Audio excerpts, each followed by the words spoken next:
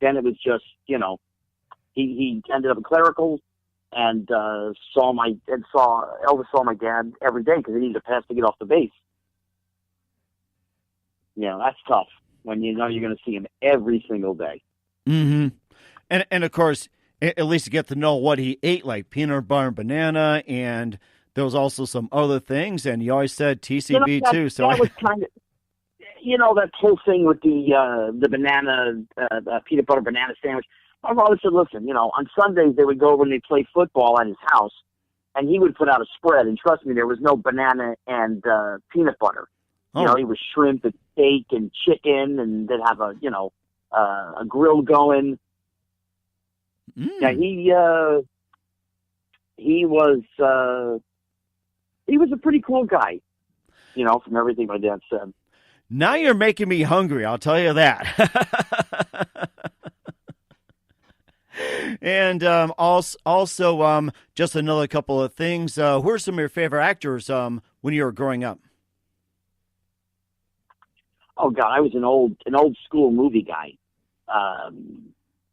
I was the Ten Commandments. I loved Charlton Heston. I was a Yankee Doodle Dandy fan. I loved James Cagney. I loved Bogart. Abbott and Costello Meet Frankenstein was one of my favorite films. I loved Abbott and Costello. I used to do the Who's On First when I was a kid. Mm-hmm. So, I like the old timers. Mm-hmm. I love John Travolta and, the guys from the 70s, 80s. I love, Tom Jones and Elvis and, Sinatra and, all that kind of stuff because that's my age group. And, of course, the Rat Pack as well, too. They always stuck together as well, too. So you had a lot of that.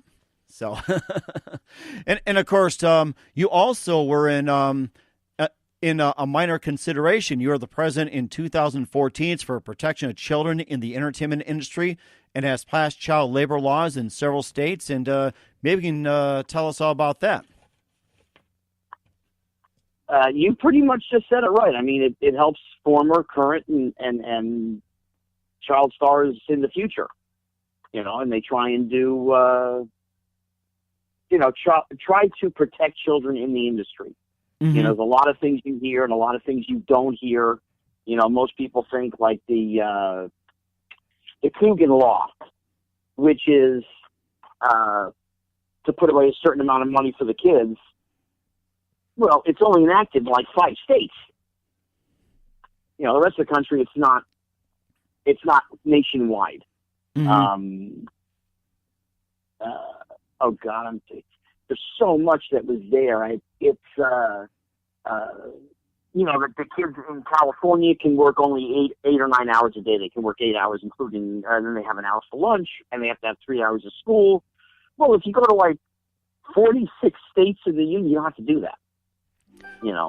You can just work them. If you get to the point of 8 hours, 9 hours, and it's overtime, you go up to the kid's parent, hey, would you mind working overtime? Nope, not at all. You get paid for it. Mm-hmm. So it's great in that case, and that's one of those things that I was always okay with. I enjoyed working overtime. When I did the films, I did the toy, especially Kidco. I worked overtime all the time. I didn't care. It wasn't about the money, it was just, I just loved to work. It wasn't work to me. It was just fun. Mm-hmm. And that's what it's meant to be, that if you love what you do, it is fun whatsoever, according to the Geico Lizard. It's not work, it's fun. So you just have that. No, I totally loved every single thing I did. I mean, I just had a blast. I really did. I was very lucky. I had great people that I worked with.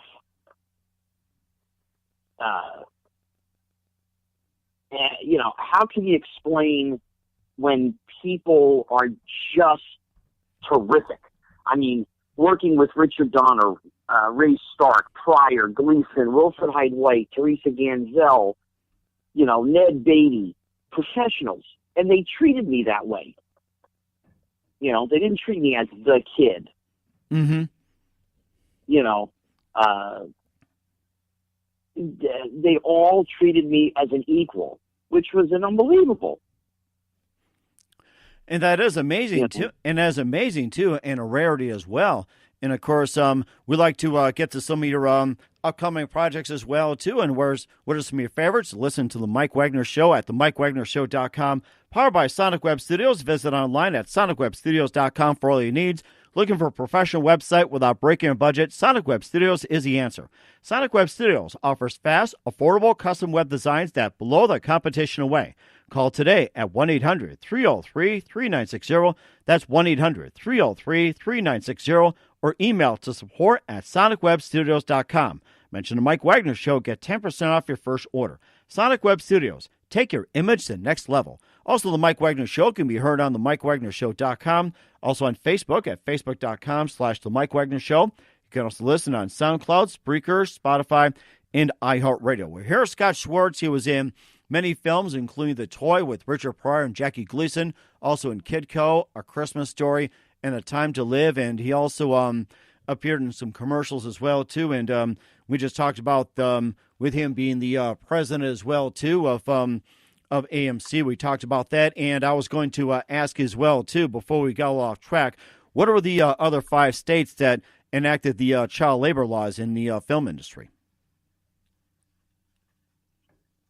I mean, they want you to be safe. They don't want you to do anything crazy, you know.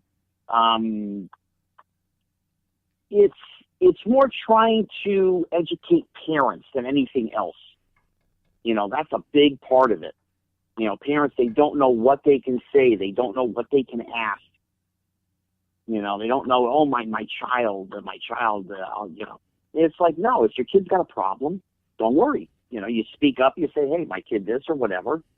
And, you know, we try and educate kids, especially, you know, the ones that are making money. You try and make them understand that the gravy train will not last forever. Right. You know, save your money. That's what I mean. I've done it so many times with kids, and I'm like, listen, you're on a TV show. That's great. Save your money. Mm-hmm. You know, don't go out. Don't go partying every night. It's not necessary. You know, just save your money.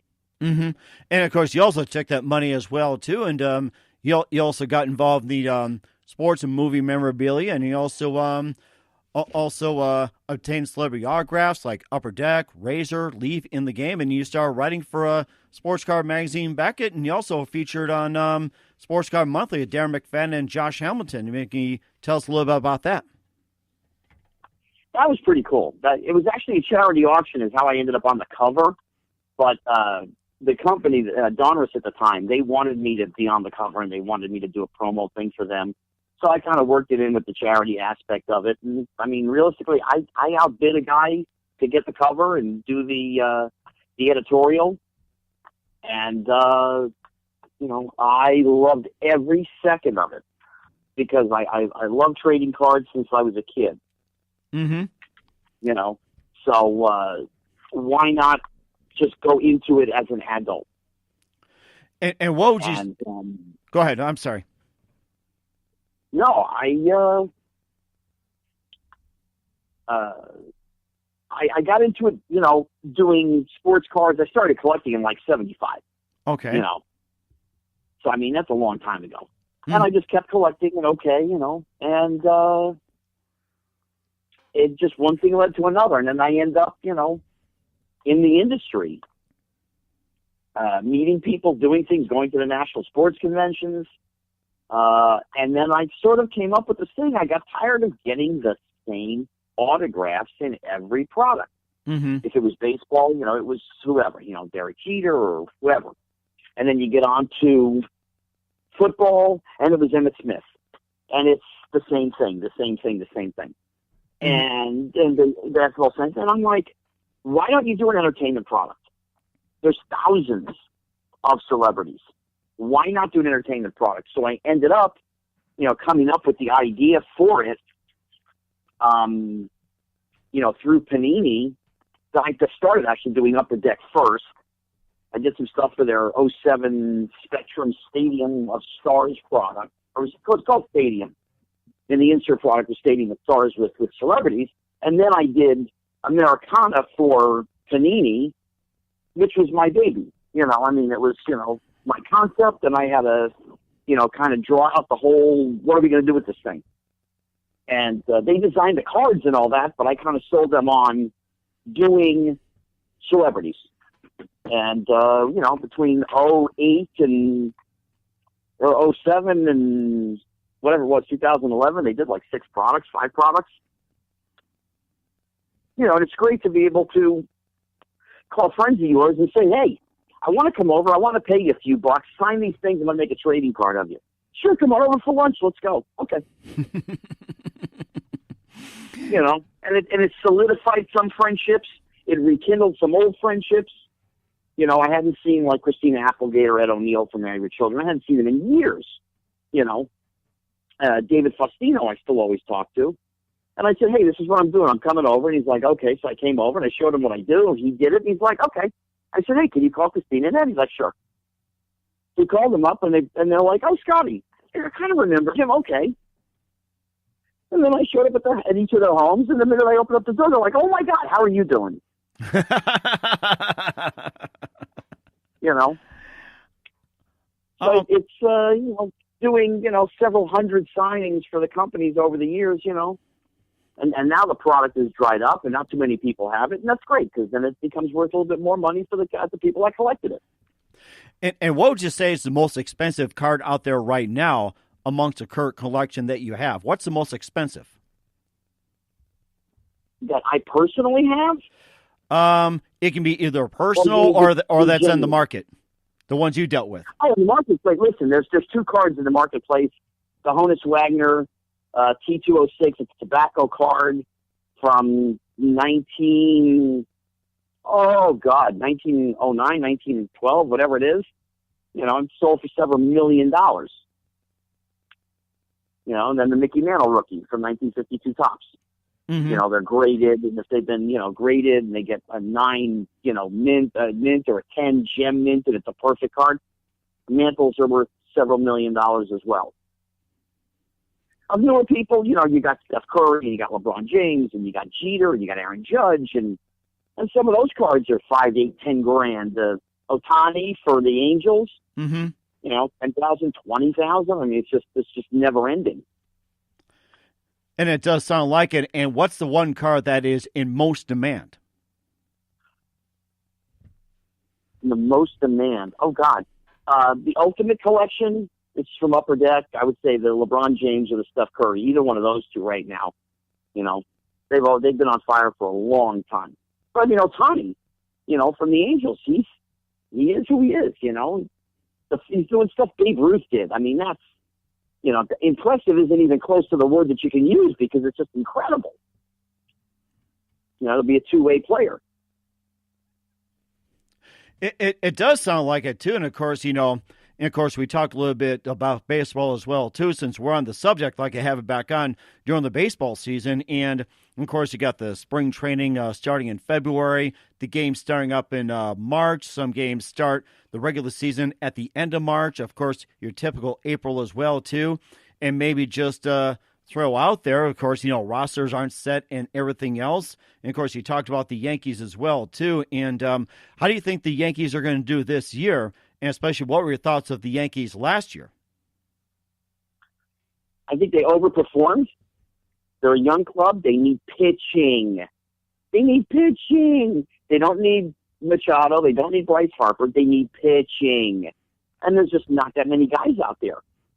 You know, they need at least one, maybe two more pitchers to make a run at it. Mm-hmm. You know, Judge is going to continue to develop.